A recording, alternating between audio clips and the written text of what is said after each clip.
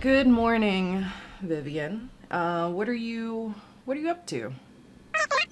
I see that. I see that. What are you reading? Well, it sort of looks like it's the August 1995 issue of Playgirl that has the Peter Steele centerfold. Vivian, where did you even get that from? And why is it perfectly Monchichi sized? How much? Actually, don't tell me how much it was, because I know that you just used my credit card to buy it anyway. Vivian, I don't think that's something that's exactly appropriate for you to be reading, especially at your age, and especially so close to Christmas.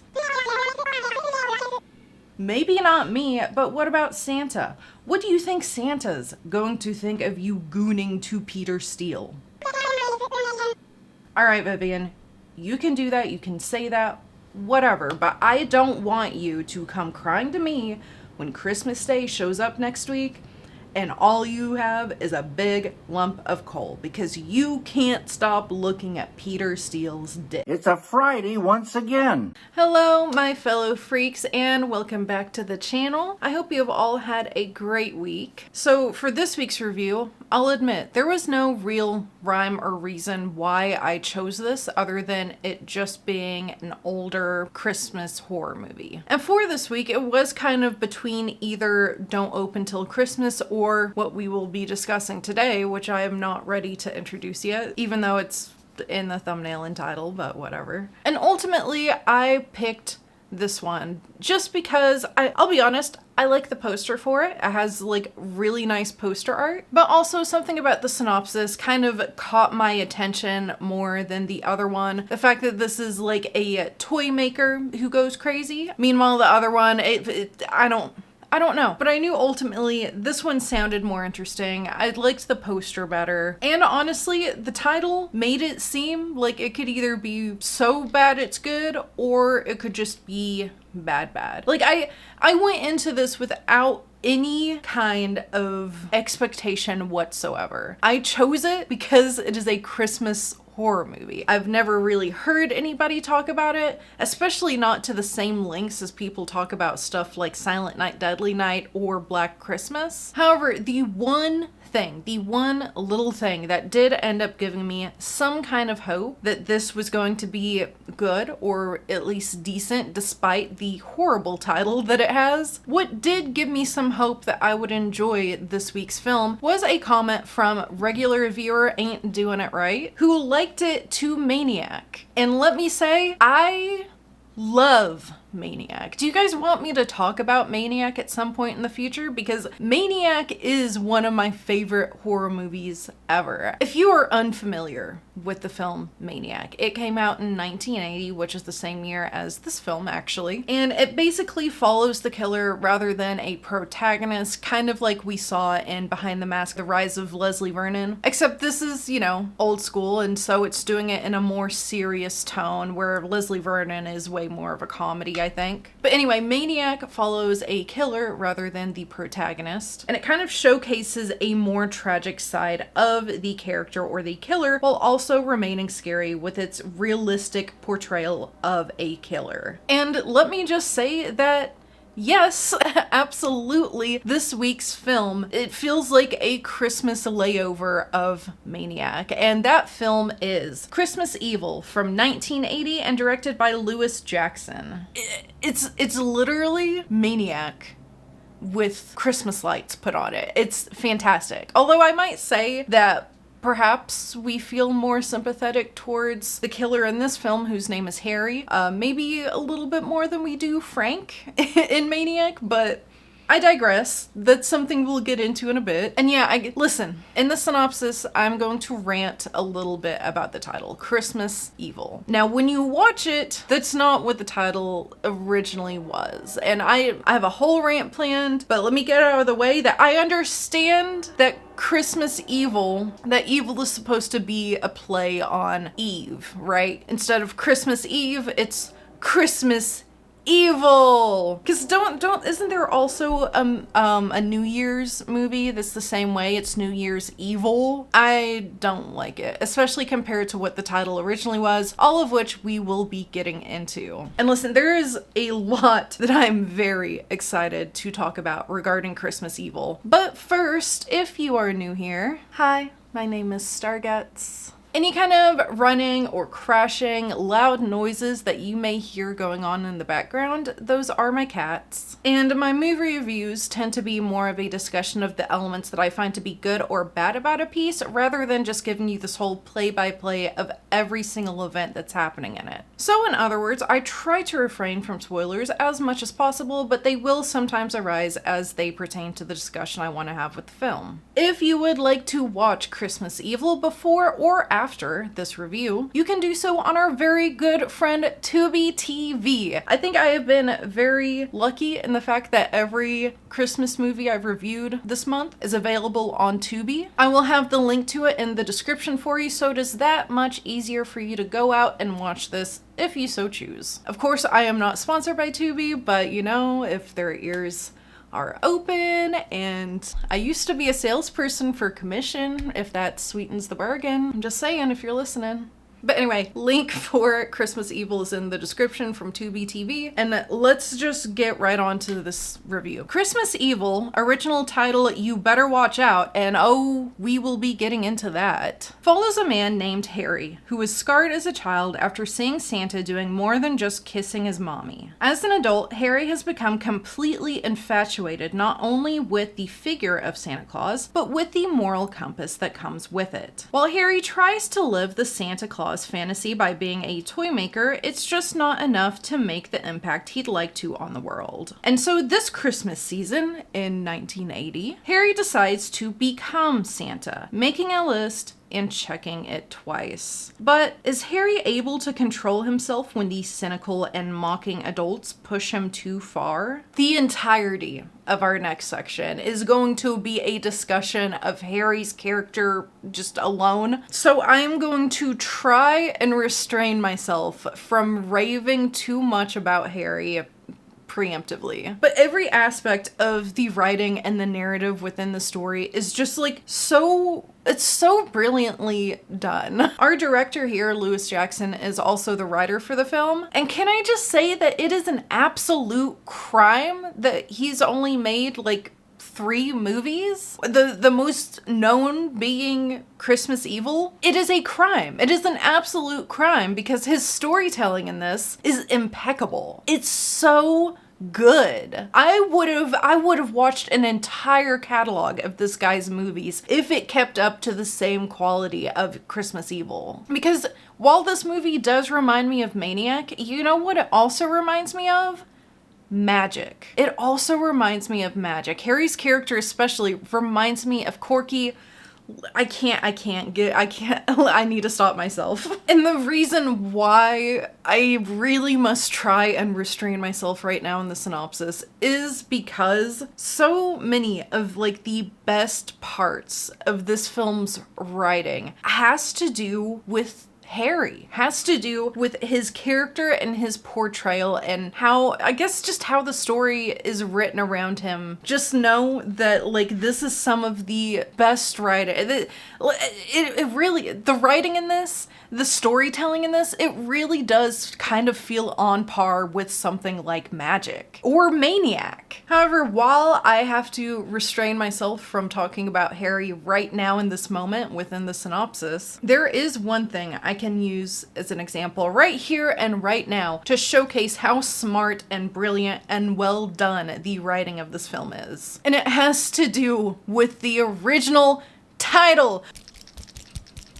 Do you know how mad I am that the title of this film has been changed? In fact, I'm so mad that I did something that I don't always do, and that is do like extensive digging research on who was responsible for renaming this movie. But before I tell you who that is, maybe let's go on a journey. Let me explain why the original title is so perfect, and then perhaps it'll give you some fuel to be angry with me so that we can both be angry at who decided to change the title of this film, okay? As I already briefly mentioned, Christmas Evil originally had the title You Better Watch Out. And in fact, the original title card is in the movie. They never bothered to change it. So, hey, why even...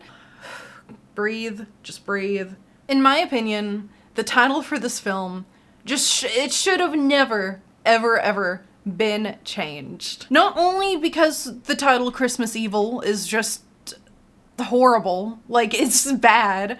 I understand that you're trying to do a spin of like Christmas Eve, but it doesn't work. I hate it. I hate it. I hate that I need to call this movie Christmas Evil so that people know what to search to watch it, because it is I'll go ahead and say it. It's definitely worth the watch. I hate that I have to reference it as Christmas Evil. So not only is just Christmas Evil horrible in my opinion, but the song that the original title comes from, the You Better Watch Out, the song Santa Claus is Coming to Town, that song is literally embedded within the narrative and the plot of the story. That song is embedded into the narrative. Do you understand? It's like they took the song and created a horror narrative around it. The song, by the way, which already sounds mildly threatening, genius to turn the song into a horror movie.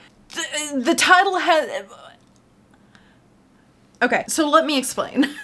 Let me explain instead of just making faces at the camera. So yes, there is like a very blatant moment where cops reference the song in regards to like the killings. He's making a list, checking it twice, gonna find out who's naughty or... No, it wasn't. But Harry's actions themselves, I'm sorry, I can't restrain from talking. Harry is the star of the show, okay? He's the star. Harry's actions match the song, at least to a point, you know? He's making a list, checking it twice, gonna find out who's naughty or nice. I find it brilliant. Like, I do. I hope I'm not the only person that finds that brilliant. Otherwise, I'm just gonna feel, like, very foolish. I'll feel very simple if I'm the only person who thinks that the writing and the integration of the song Santa Claus is Coming to Town within the narrative itself is... Surely I'm not, right? Like, that's so clever. The title... You Better Watch Out kind of resonates with the more threatening side of the song. So yeah, you better watch out, but not for Santa Claus. You should be watching out for Harry, who is trying to be as authentically Santa Claus as possible. And that's my little rant about the title. Yeah, that's mostly it. So if you would like to know who to thank for the title change to Christmas Evil, which is not only horrible, but takes away like a lot of the impact that the song has on the story, you can blame Pan American Pictures. Pan American Pictures are the ones who they decided to change it to Christmas Evil. Let us all be angry at them together, because what the hell is the title Christmas Evil compared to You Better Watch Out, which not only relates to an old song, but relates to the narrative itself, and also to the point that like cops in the story are referencing it and applying it to our killer. It's literally a horror movie based on the song Santa Claus is Coming to Town, and you took that title away from it. Not only that, but just like You Better Watch Out is, I think, objectively a better title. I don't know. Maybe I'm the crazy one. I don't know. But that's my little rant on that. So let's get into talking. Let's talk about Harry. I have so many notes on Harry. This whole discussion is on Harry. Both chapters of this have to do with Harry in some, but you know what? He's our main character, so like, kind of duh. So, much like films such as Maniac or the more recently discussed Leslie Vernon, Christmas Evil differs from the majority of other slashers because rather than following some final hero or protagonist, we're following the killer. And so we are getting the killer's perspective throughout the story rather than some hero that is perhaps solving a mystery and trying to save the day. So rather than the horror being in fighting this thing that's attacking me, the horror rather comes from like understanding the psyche of somebody who is actually off their rocker. And also, like Maniac, this gives us a more somewhat tragic perspective of the killer's persona, rather than making them like solely a force of pure evil. We get to like understand what has caused them to not be normal, perhaps, is a good way to put it. And as I mentioned already, I do feel like perhaps Harry is a little bit easier to sympathize with than Frank from Maniac. Although there was a lot about Christmas Evil that reminded me of Maniac. And it probably was that we get to see it through the killer's perspective, and it's a little bit more of a sympathetic empathetic perspective where we're exploring the mental issues that these people have and are struggling with, and perhaps they don't really want to kill, but it keeps happening and they can't control it. But in the case of Harry, I do feel like his story is a little more tragic than Frank's from Maniac, simply because he's not a bad guy. Throughout Christmas Evil, the majority of evidence that we get about Harry's character, like we get a lot of evidence of how Harry is trying to do the right thing, how much like good intention he has behind his actions. You know, he's just a little unstable. And look, the lists are crazy. You know what? That's the only thing about his character that I think is like really, really on that line of like, is the fact that he watches kids. Scotty Goodrich. Good boy, Scotty. So like Santa, because Harry's entire goal here is to be Santa, basically. He does watch kids. He keeps tabs on the neighborhood kids, and he does that by staring at them with binoculars through their bedroom windows, and also keeps a list of every child, their first and last name, a book for good children and a book for bad children, and he has the list of everything good or bad that this child has done. I guess he does it throughout the year. I mean, and I'd like to point out, while in editing, it's obviously been going on for at least 3 years, because again, in editing, I was able to notice that he has a bookshelf that has years 78 and 79 on it. So just maybe an interesting note there. And it's typically like 1, 2, or 3 words just describing what the offense was or what the good deed was. And so I'm not going to deny that that part of his character is absolutely creepy. But you also have to admit that's very authentic Santa, and the fact that Santa does that is creepy. He sees you when you're sleeping, and he knows when you're awake. He knows when you've been bad or good. So be good for goodness sake. And you know what he does with all those bad children? Well, I feel like it is just another sentiment to how genuine and well-intentioned Harry's character is. Because throughout this, he never harms a single child. Even the bad children, right? Because you would think, oh, the kids that are on the naughty list, he's gonna kill them. I'm sorry if this is a spoiler, but he doesn't harm a single kid, not even the naughty kids. You know what the naughty kids get? They just get a sack of dirt. Again, kind of authentically Santa. He's punishing the naughty kid, but he's not harming them. He's just gifting them dirt. I personally don't think Harry is a bad guy. He's just a little off his rocker, you know? And you know, Harry, we do need to talk about the watching kids thing. Like, how does he have that picture of Susie? Where did he get that from? Why does he have a picture of Susie? It is a question. I think it's a valid question. And it's creepy. I will admit. I think perhaps the best example of Harry's good intentions is during the company Christmas party, specifically when he begins grilling that advertisement guy about the over the free toys for kids in a local hospital. That film over there, it's not specific about how many toys the company's donating. That's bright boy here. You mean you're waiting for these guys to contribute? You're on the other side of the desk now. You gotta understand good business.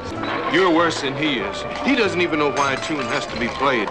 You actually know how to play it. And look what you're doing with it. It's moments like this within the narrative that really make you go like, damn, Harry isn't a bad guy. He really has like the best intentions probably of anyone in that entire town. And it is especially amplified by what he does after this interaction, which is stealing toys from the company to donate to that hospital himself because he feels like the company basically is doing jack shit about helping kids in need. I mean, it's no different from Robin Hood, is it? Can I ask who donated all this?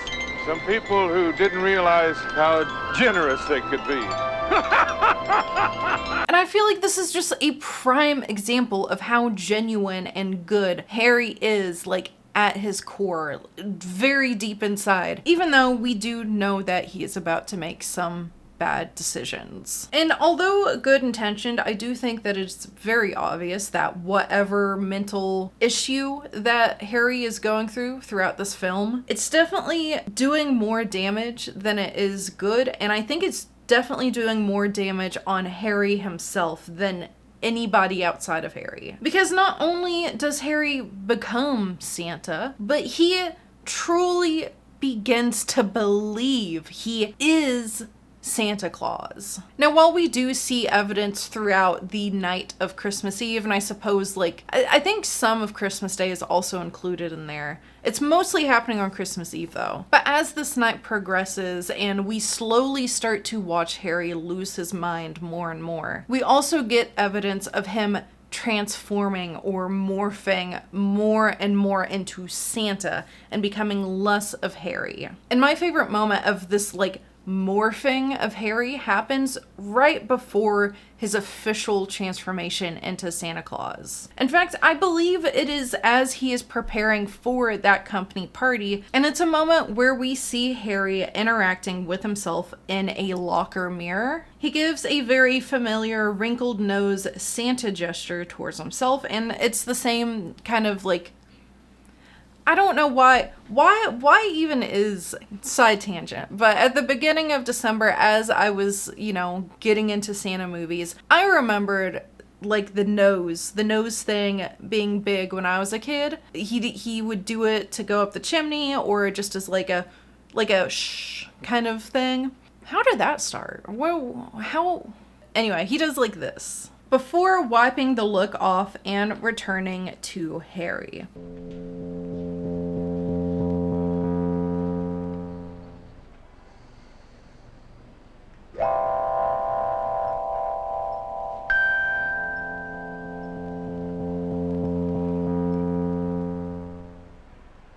Honestly, I read this scene as Harry's like inner self or inner persona being Santa Claus. Like that's who he truly feels like on the inside. And as he is doing that wiping gesture, he is applying the mask of Harry so that he can function within a normal society. That's how I read it.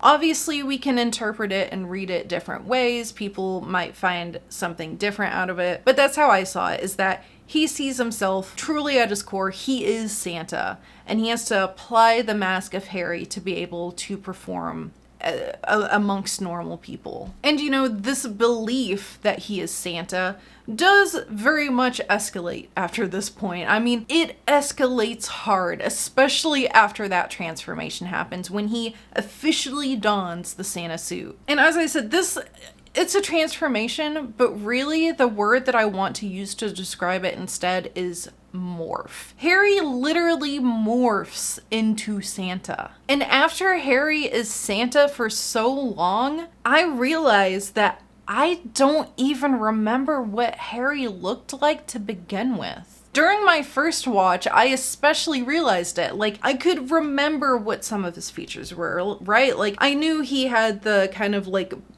you know, when men start to bald, kind of like that. I knew his hair was kind of like that, right? And that it was a little more curly. Perhaps he has some, I would say he has some like Bill Murray features. Even though I knew certain traits of his physical character after he put on the Santa costume, it was still so impossible for me to remember what Harry looked like. Even right now, I feel like when I think of Harry, I'm thinking of Harry after he's already morphed into Santa. He becomes a completely different person. And of course, this is probably also amplified by the fact that he glues everything down. His eyebrows literally change, he has the beard, all of which are glued down. And I also feel like the longer that Harry stays as Santa Claus, the more physically ill he looks. Especially towards the end. I mean, I took notes on my first watch that say how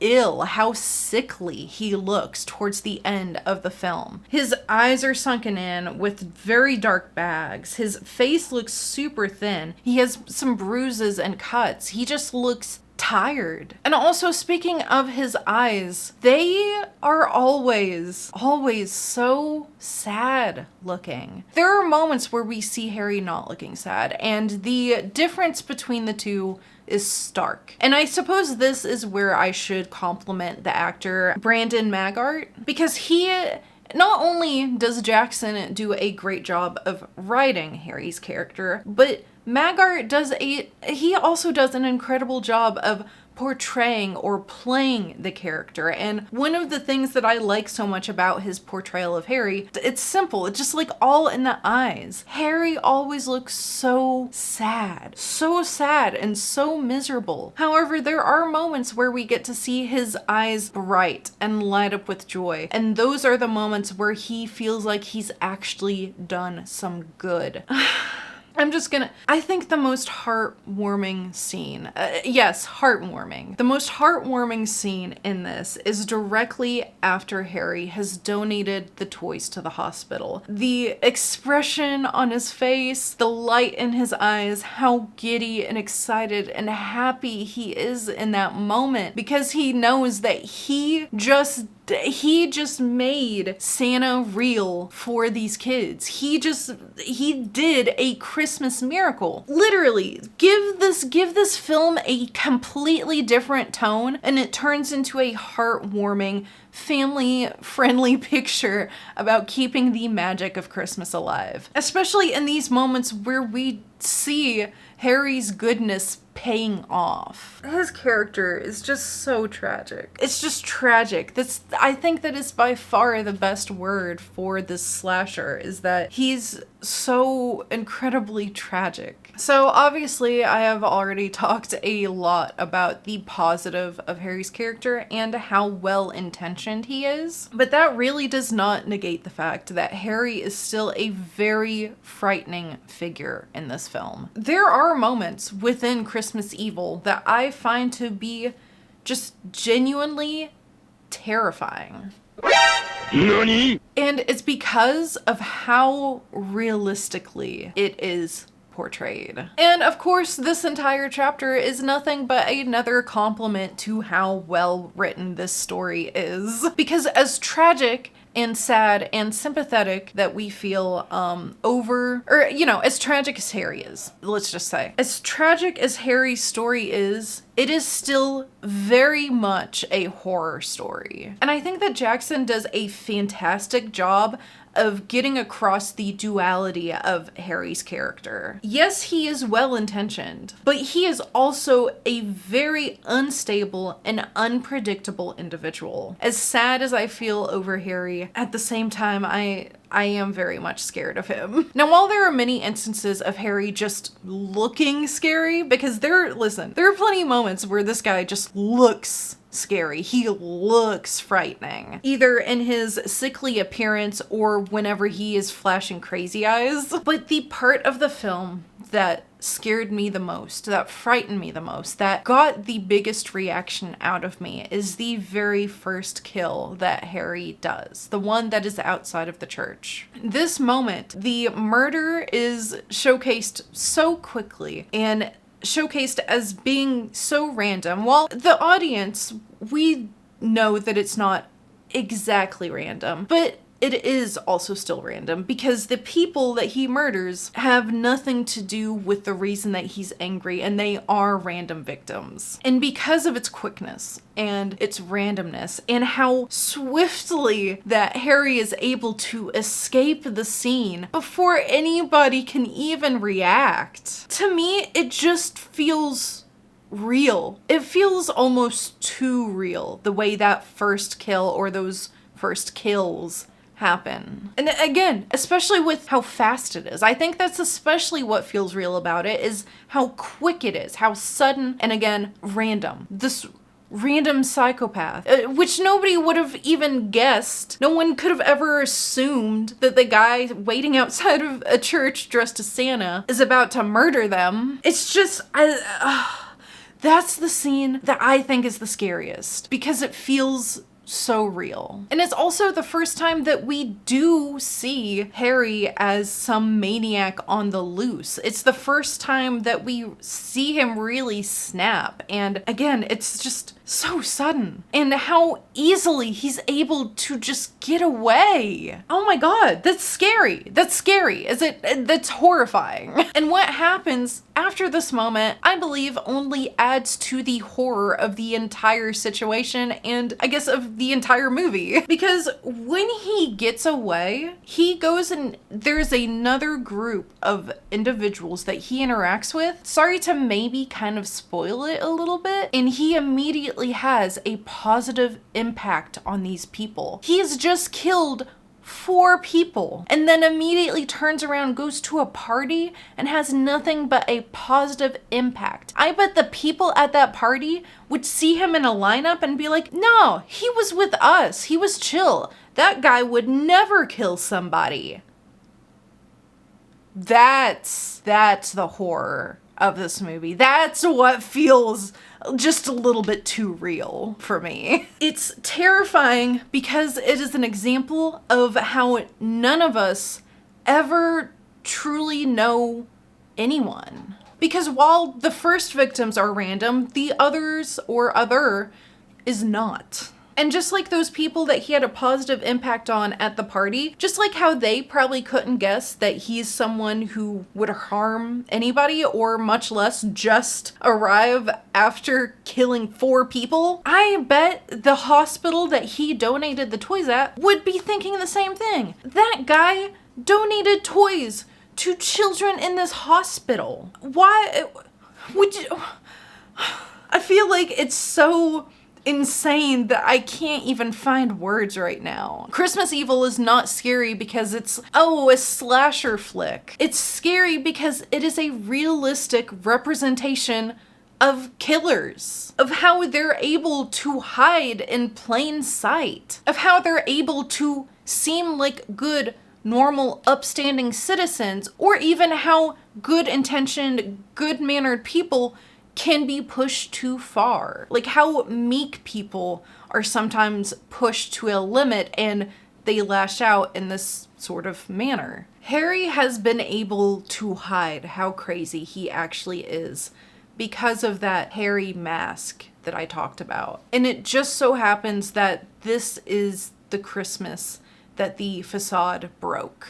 And that's why I find this film to be genuinely frightening. I think this is a genuinely scary movie, especially for Christmas time. Now I'm paranoid because it can happen to anyone at any time in any place, even on Christmas.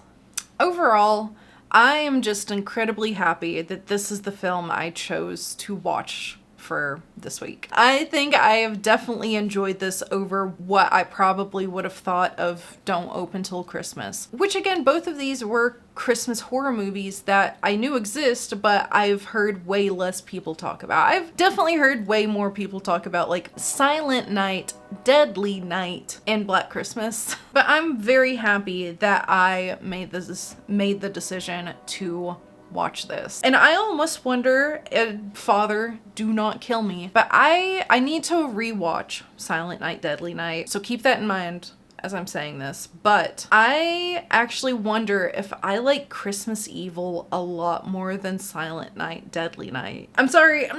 I think I do. I think I might. And it's because of how well written, how brilliantly written both the story is and Harry's character. I'm very, very impressed with the writing on this film and how both Jackson and Maggart, how they both end up portraying Harry. They both do a fantastic job. Jackson as the writer and Maggart as the actor. They both do a wonderful job of portraying Harry's character and how tragic he is. I find him to just be very tragic. In fact, I would probably put him on the same level of tragedy as I would Corky, as I mentioned in the introduction. I feel like, yes, this does have some parallels with Maniac, but when we like look at and analyze Harry's character himself, all I see is Corky. I just see Corky. I think Harry is a good man with some very good intentions. But he is also incredibly unstable, and whatever this mental thing that he's dealing with throughout the film, it's either gone untreated for way too long, or he's just been really good at upholding the mask. And I'll be honest, it seems like his apartment might be decorated in Christmas 100% of the time, so I'm inclined to believe that it's just been like ignored and untreated this whole time, which probably checks out. Oh, but Corky. One reason why he reminds me of Corky so much and how their tragedies are similar, in my eyes at least, is because both of these killers, they are both killers. Both of these killers seem to not want to do the actions that they're doing, and instead they seem to be controlled or driven by or overtaken by this inner persona that is now kind of off the rails. That's another aspect in which I see Harry and Corky being similar to each other. I also thought this film was perfectly paced. Like it has really, really good pacing to it. We get ample of backstory and setup while also not waiting too long for the action to really start. And I want to include this just like short note because I found out that it was intentional. I did think towards the end of it did start to have some Frankenstein vibes, and I'm very happy to learn that that seems to be an intentional part on Jackson, that he was thinking of this as more of,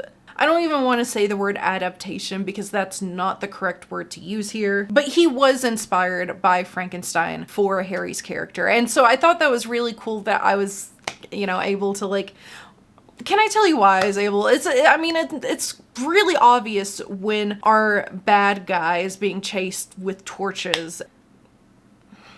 And I know I didn't mention the ending to the narrative, like, at all. And it's because despite this being 45 years old, I do not want to spoil the ending for the off chance of anyone who has not watched this. But I do want to note how much I do love the ending for a multitude of reasons, all of which relate to Harry and his psyche and his like inner, I think it's a little bit silly, but at the same time it's like so perfect because not only does it make sense for that to happen, but it happens in a way that upholds a fantasy within Harry's psyche of him being Santa. I'll just leave it at that. I think that I have sufficiently expressed plenty of love for this film, and it's probably very obvious that yes, Christmas Evil or You Better Watch Out, it's probably pretty obvious that yeah, this is going to make the rotation of my Christmas horror movies. I will be watching this again. I will be watching this every Christmas Christmas. I love this. I'm so happy that I've decided to watch it. And obviously, I highly recommend you guys watch it as well, if that was not obvious from the praise that I've given the film. So what tier am I going to be putting it on? It's probably obvious. This is an easy A tier. Definitely deserving of the A tier. It's just, oh my god, it is literally such a shame that Jackson has never... He made 3 movies, but I do believe this was his last one that he did. And I love his storytelling so much in this. It's a literal shame that he has not made more movies. The writing is just, it's so detailed and whole, especially when looking at Harry's character. I mean, it's so well-rounded. And not only Harry's character, but like, again, the realism of the fear. Could it eventually be S tier with time? I think that's very potential. But for right now, it's staying in the A tier, and I think it's fantastic. It might be one of my like at least top 5 favorite Christmas horror movies now, and go watch it. If you haven't seen it, please go watch it. And with that, we are done with yet another movie review. Thank you guys so much if you stayed around all the way until the very end. If you like this video, please make sure that you stab that like button. It is a free and easy way to help support this channel. Also, is there a horror movie that you would like to hear my opinion on? Put it down in the comments and maybe you might see it show up in a future video. January especially, I'm going to be doing some more viewer recommendations. And if you like this video so much that you would like to hear me ramble about more horror movies, whether it's B movies, disturbing cinema, sometimes modern stuff, but I mostly like B movies and trauma and whatever. If you would like to listen to me ramble about more horror movies, please consider hitting that subscribe button and the bell icon so you can be notified every time I make a new upload. Which new uploads are every Friday at 4 p.m. Eastern Standard Time, and on the screen are some of my socials. As a reminder, next week's video might be late. It might be coming out on Saturday or Sunday instead. Hopefully, I'm not going to have to just cancel next week's video. Listen, there's a percentage of possibility that I might not get a video done for next week because next week is Christmas and I got a lot of stuff on my plate. My goal is still to get it up, even if it's like a day or 2 late. But I also want to warn you, there's a percentage of a chance that I'm not gonna be able to get it done. The goal is to get it done though. And as I stated in the last video, live streams will continue in January, but if you're interested in watching any VODs, this is the live channel. All the lives are saved on there if you just want more STARGUTZZZ content. And now just one final thank you so much to all of you who have made it all the way until the very end. Our time on this earth is very precious, and the fact that you have used your time to sit here and watch me rave about this killer Santa Claus movie, which has been the movies all this month. Thank you for listening to me talk about all of these killer Santa Claus movies. I just appreciate it so much. I appreciate you, I appreciate your time, and I thank you for sitting down and using your time to watch this video and support this channel. Now, because I am going to be seeing you guys a few days after Christmas, hopefully, I will go ahead and tell you right now to have a very Merry Christmas or Happy Hanukkah, Happy Kwanzaa. Are those the only other 2 ones that happen during this time? Happy Yuletide, Merry Christmas, and Happy Holidays. Hopefully it is a good one for the rest of you guys. I'm probably going to have a mental breakdown, but it's okay. If I do not see you in any posts, then I will see you in the next video. But until then, please have a great night, a Merry Christmas, a Happy Holiday, and stay safe out there. Now Dasher, now Dancer, now Prancer and Vixen, on Comet, on Cupid, on Donner and Blitzen. Now dash away, dash away, dash away, oh!